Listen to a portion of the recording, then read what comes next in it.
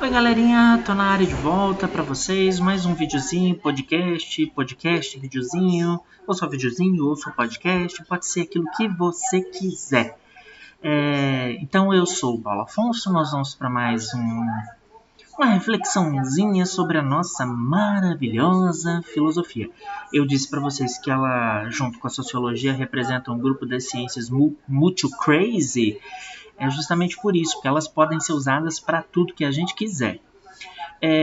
Primeiro, eu queria começar com aquela aula de português básica para a gente entender a origem da palavra, né? Fala assim, tio Paulo, a gente já leu aqui, não precisa, pode seguir. Não vou seguir.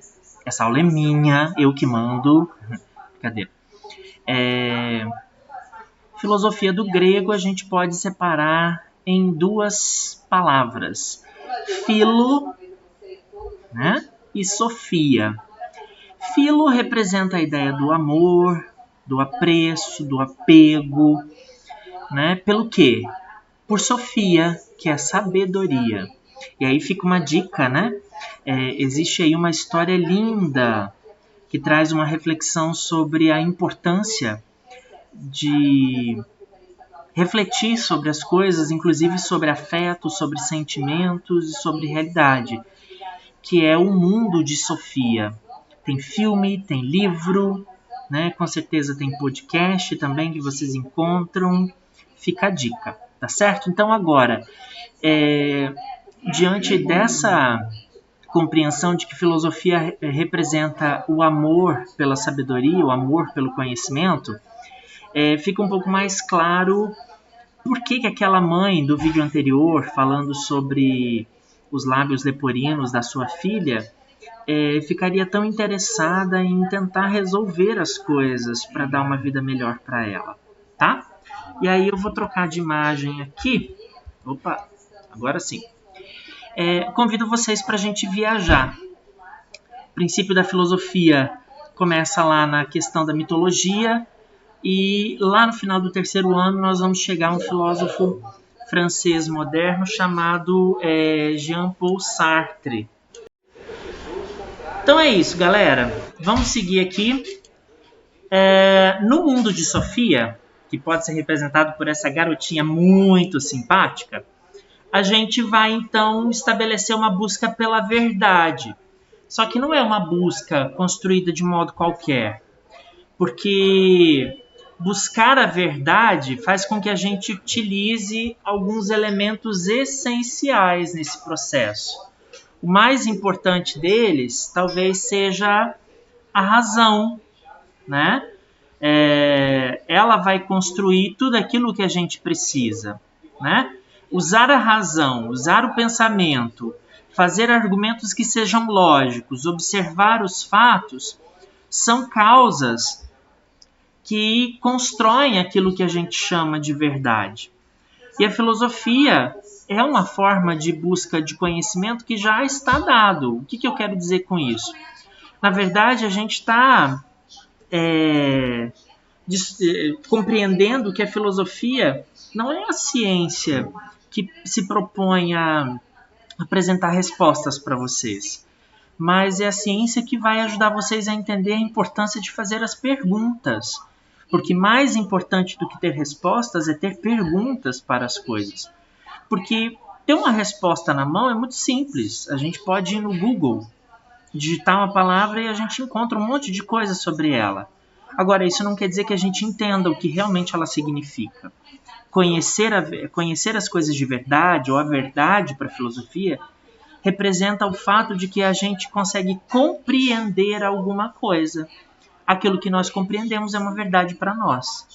Por isso que dentro da filosofia não existe uma verdade eterna. Toda verdade ela é construída, desconstruída e reconstruída, né?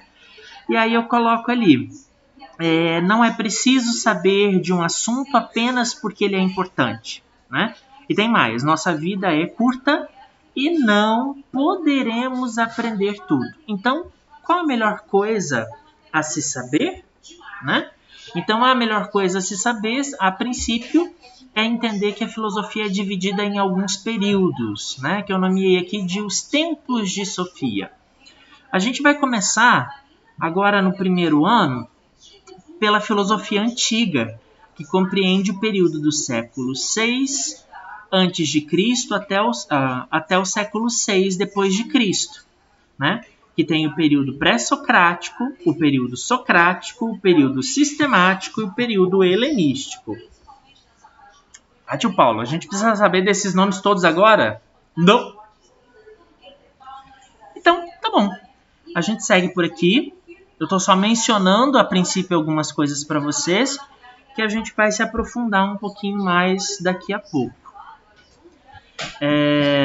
Depois, lá no finalzinho desse ano, a gente ainda vai falar um pouquinho de filosofia patrística, que é o período da efervescência religiosa durante a Idade Média, tá? Né? A filosofia medieval, propriamente dita, a filosofia da Renascença, que começa a partir do século XIV depois de Cristo, e a filosofia moderna, tá? Que tem início a partir do século XVII, que é quando as ciências começam a se fortalecer com muita intensidade. Depois, eu recomendaria vocês darem uma pausa no vídeo em cada uma dessas telas para vocês lerem as características de cada uma dessas fases que a gente vai estudar ao longo do nosso curso de filosofia do primeiro até o terceiro ano do ensino médio, tá bom? Nós temos também a filosofia do Iluminismo, né, que é o período que sucede à Idade Média. E aí, então, eu faço convite para vocês. Vamos viajar, né? A nossa viagem começa com esse cara muito simpático, né? A gente tem aqui a figura de Sócrates. Esse cara bombadão, esse armário aí. Mas é um bombadão no sentido muito metafórico, porque a força de Sócrates ela se dá pelo conhecimento. Agora, eu começo aqui a nossa fala com uma curiosidade, né? Muitas pessoas acreditam que a filosofia nasceu na Grécia por volta do século VI a.C. e que Tales de Mileto tenha sido o primeiro filósofo. Só que aí vem uma questão. Antes de Tales, as pessoas não filosofavam? O que faziam os povos da antiguidade como assírios, babilônios, chineses, persas? Eles não pensavam nada? Eles eram planta? Eles ficavam igual uma geleca no canto da sala, né? E aí a gente lembra, por exemplo, a filosofia chinesa é uma das mais tradicionais, né? Então, como cada povo tinha sua própria forma de ver o mundo, é preciso entender que os gregos faziam o que os gregos faziam para serem vistos como criadores da filosofia, porque afinal de contas eles também tentaram justificar a existência do mundo, a origem da vida, quem somos nós, Dom Covim, Proncovon, Cotô, tá?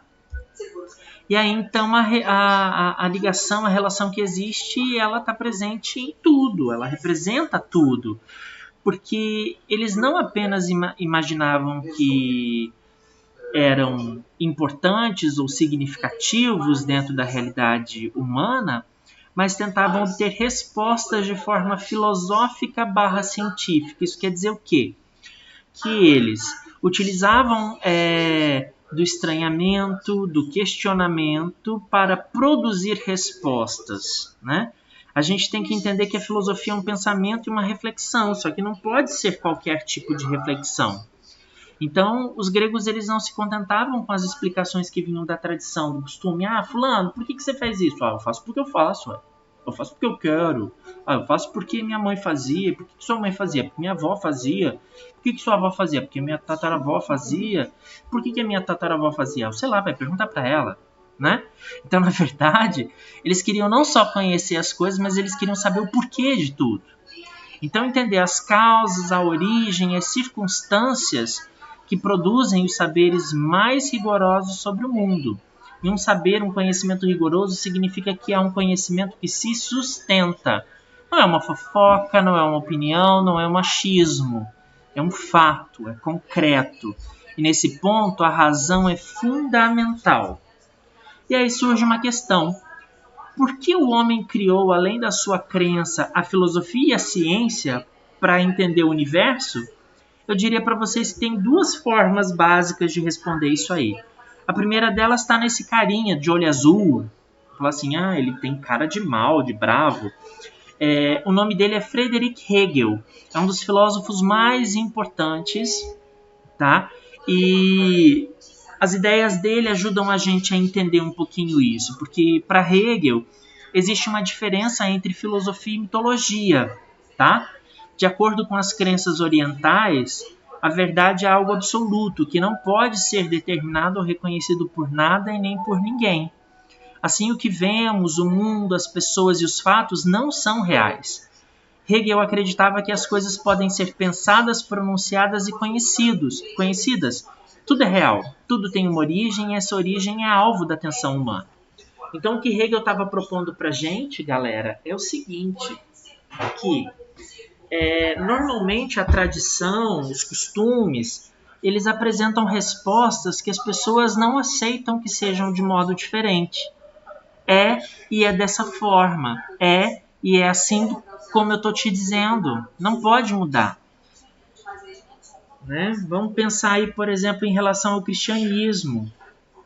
Todo mundo concorda, quem é cristão, que Maria concebeu Jesus livre de pecado, né? Porque ela não teria praticado o ato sexual para conceber Jesus. Então a história de Maria é contada apenas dessa forma. Isso seria o que Hegel chamou de verdade absoluta. E na visão dele, a filosofia ela precisa que as coisas sejam construídas de modo diferente. A história de Maria e do nascimento de Jesus é um mito, né? É um mito por quê? Porque representa uma construção feita pela cultura humana em torno dessas duas figuras. E Hegel propõe que a filosofia seja um estudo do real, a partir daquilo que chama a atenção dos nossos olhos, tá? E a outra forma de explicar aquela pergunta, poxa, por que além, né, da mitologia o homem ainda cria filosofia e ciência, está baseada na ideia de que as coisas têm uma continuidade, né? E de que haveria um ponto em que a filosofia se uniria à mitologia para explicar todas essas histórias, para entender como que foram construídas as primeiras explicações sobre a origem de tudo, né? Como essa imagem que a gente está vendo aqui. Numa ponta eu tenho o presente, lá na outra eu tenho o futuro, e tudo isso precisa ser entendido. Nessa perspectiva, a ideia é pensar no fato que que até mesmo na mitologia, as tentativas dos gregos antigos de representar humanamente os deuses mostram uma intenção deles em transformar a divindade em algo familiar para ser mais fácil de ser compreendida por todos. E também nessa direção houve quem acreditasse que o elemento fantástico foi retirado e substituído por outras palavras sem representação mitológica. Isso quer dizer o quê? Que se a gente pensa por esse caminho, qual caminho? O de que existe uma estrada que liga mitologia e filosofia? A mitologia é o conjunto de narrativas que os gregos inventaram, que os gregos criaram para explicar a origem do mundo, da vida e da natureza. A filosofia seria a ciência que tenta compreender isso tudo, né? Então, o que acontece? Quando os gregos começam a representar os deuses com figuras humanas, significa que eles estão colocando razão nessas explicações. E uma outra coisa, quando eu represento um deus com forma humana, eu faço com que as pessoas se identifiquem com ele e entendam que é muito mais fácil tentar reproduzir aquilo que ele propõe que eu faça, porque eu entendo que existe uma semelhança entre a gente. E se houver semelhança, um dia eu posso me aproximar um pouquinho da sua perfeição ou da sua plenitude, tá? Só que tem uma questão. Essas reflexões, elas são construídas com base em alguns princípios. Por isso eu quero que vocês fiquem bem atentos a partir de agora, porque são palavrinhas bem simples, mas que dão as diretrizes do que a filosofia vai construir para a gente em termos de reflexão. A primeira delas é logos, que significa pensamento, inteligência, razão, causa, entre outras coisas.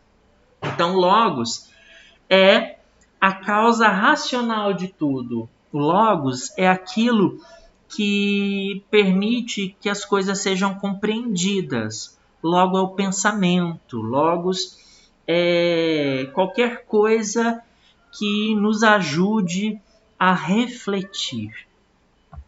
Segundo é physis, que é a natureza, tá? De acordo com a filosofia antiga, physis é a força responsável pelo surgimento, transformação e morte dos seres, né? Existiria uma força que é natural a tudo aquilo que tem vida, né? Então, physis também pode representar as características de um ser, como, por exemplo, a definição física de cada espécie, né? O fato dela ser bípede, quadrúpede, réptil, mamífera e assim por diante. Então, quando eu falo da physis humana, eu estou falando da sua principal característica, a racionalidade, tá? Nós somos, por natureza, seres que adoramos logos, tá? O próximo seria a arqué. A filosofia considera que tudo tem um princípio, né? Por exemplo, você aí, aluno do primeiro ano, qual é o seu princípio? O seu princípio é a relação afetiva e sexual entre os seus pais. Foi justamente o fato deles terem se conhecido e estarem se relacionando que permitiu que a sua vida existisse. Assim como você, se desejar ter um filho no futuro, será arqué do seu filho. E com base nestes princípios, então, a gente vai observar as posturas adotadas pelos gregos antigos para desenvolver a filosofia. A primeira postura é de caráter crítico, porque nada pode ser aceito como verdade antes de uma investigação ou análise. É como se você aceitasse muito facilmente a ideia de que você é um chifrudo, uma pessoa que foi traída. Se dizem para você que você está sendo traído, você acredita de cara ou você investiga, né? Depois a racionalidade. A razão é o critério da verdade, ela deve provar o que diz. Então, se eu quero aceitar a ideia de que eu sou uma pessoa que está sendo traída, eu tenho que então racionalmente entender quais são os indícios que me fazem ter essa certeza. Porque aí eu chego no passo 3, que é a construção de conclusões, né? A razão não deve ser imposta, mas deve ser explicada. Então, cada uma das hipóteses que racionalmente eu construir, que podem me ajudar a entender se eu sou ou não uma pessoa que está sendo traída, estarão sendo clareadas nesse momento. A quarta atitude é o do respeito ao argumento racional, né? Então, se um argumento é racional, deve ser aceito, mesmo que a sua opinião pessoal não concorde. Nossa opinião não pode definir a verdade, né? Então, por exemplo, no final das contas eu cheguei à conclusão de que estou sendo traído. Beleza, eu não concordo em ser traído, mas eu aceito essa realidade porque é o que aconteceu. Depois vem o quinto, que é a inexistência de preconceitos. O que é um preconceito? É uma ideia que eu estou construindo antecipadamente sobre alguma coisa. Por exemplo, vocês podem criar a ideia de que estudar filosofia é chato, mas vocês nunca estudaram filosofia, então isso é um preconceito, tá? Nada pode ser deduzido a partir de algo que não foi investigado pela razão. Ou pode ser aquilo que às vezes a nossa mãe fala com a gente quando ela quer que a gente experimente alguma coisa que a gente não quer. Fala assim, fulano, vamos experimentar quiabo? Não, não gosto. Mas você já comeu quiabo? Não. Então como é que você não sabe que não gosta? Porque eu não gosto, né? E depois viria o último passo, que é o da generalização. Toda vez que a gente acredita que tenha entendido alguma coisa nova, a gente acaba criando regras gerais que servem para outras coisas, né? Por exemplo, é muito comum a gente receber indicação para tomar um remedinho para acabar com alguma coisa que a gente esteja sentindo, uma dor de cabeça, uma dor de barriga, uma cólica. Alguém sempre diz assim, faz isso que fulano fez, minha avó fazia, minha mãe dizia, e assim por diante, né? A generalização é uma das coisas mais comuns. Isso acontece também com relação aos comportamentos, né? As pessoas costumam dizer, às vezes, por exemplo, que mulheres que usam roupa curta, elas são mais, ou melhor, são menos respeitáveis, né? O que é um grande engano. Mas, enfim. E aí, com base em tudo isso que a gente falou até aqui, a filosofia acabou encontrando algumas situações que estavam se construindo naquele momento histórico da Grécia Antiga para ela se consolidar como uma ciência que deveria investigar, de fato, a realidade através da razão, fazendo os questionamentos. Então a gente vinha percebendo a criação da moeda, né? O comércio era estimulado a partir de um símbolo que, apesar de abstrato, era extremamente perseguido, né? A gente tem aí os metais, a gente tem o sal, a gente tem o papel moeda, o ouro, a prata, pedras preciosas. A gente tem também a invenção da escrita alfabética, né? Que é uma forma de registrar tudo aquilo que a gente está pensando, e é só pensar, por exemplo, na quantidade de idiomas diferentes que os seres humanos foram capazes de construir, né? Naquele momento, a gente também viu a construção do calendário, a gente conseguiu começar a marcar o tempo, e também foram surgindo as polis, que são cidades-estado. O que é uma polis? É uma cidade independente. Dentro da Grécia, cada uma das cidades tinha seu próprio governo, suas próprias regras, né? Ela funcionava com base nas suas próprias características. Então, apesar de fazer parte de um país, cada cidade, então, era autônoma e independente. E isso garantiu com que os gregos se tornassem uma sociedade que era muito atuante dentro do seu espaço, dentro da sua realidade, né? Dentre as cidades mais famosas daquele período, a gente tem a cidade de Atenas, que se tornou o lugar mais importante da Grécia, pois foi o berço da democracia. E todas as decisões passaram a ser debatidas entre todos os cidadãos. Isso fez desaparecer o poder centralizador de um para formar um conjunto de homens que tomam decisões pela e para a cidade. A democracia faria todos serem vistos como iguais para terem todas as ideias respeitadas. Tornou-se necessário argumentar e o discurso racional garante a harmonia na vida de todos. E Atenas também era, pessoal, a capital cultural da época, né? As produções artísticas, a poesia, o teatro, a dança, a prática esportiva, isso tudo suscitava um interesse muito grande pelo próprio ser humano.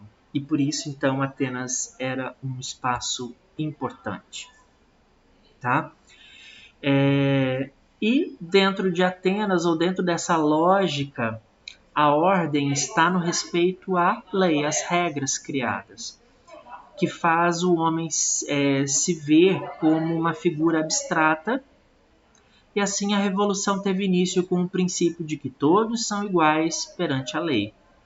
Os debates aproximaram o uso da linguagem, exigindo mais reflexão para encontrar respostas. E essas não estão no mundo, estão nele próprio. Essa ação confere autonomia e leva as pessoas a acreditarem que pensar por si mesmas é essencial, que não devemos esperar pelos outros. O uso da razão torna-se fundamental para manter a cidade. Assim, filosofia e política se aproximam. O filósofo não é visto como um sacerdote, mas como um homem público que é capaz de trabalhar em benefício coletivo. Então, quando a gente começa a perceber que ao viver em grupo é necessário manter uma ordem, a gente constrói, então, inconscientemente uma série de regras. É só olhar para a convivência de vocês em sala de aula ou para a convivência de vocês dentro de casa. Você, seus irmãos, seus pais, seus primos, cachorro, periquito, papagaio. Todo mundo impõe limites. Todo mundo gosta de ordem. E não vem dizer você que não gosta. Deixa alguém fazer cocô na sua cama pra você ver. Cara pálida. Então é isso, pessoal. A gente fica por aqui. Esse vídeo termina dessa forma para a gente entender qual é o percurso inicial da filosofia. Nós não temos um conteúdo propriamente dito, mas eu vou deixar uma tarefinha na plataforma para vocês. Então é isso, pessoal. Qualquer coisa me chama no zap, tá?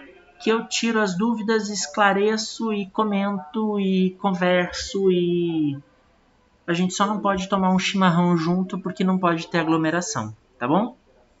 Hasta luego, muchachos!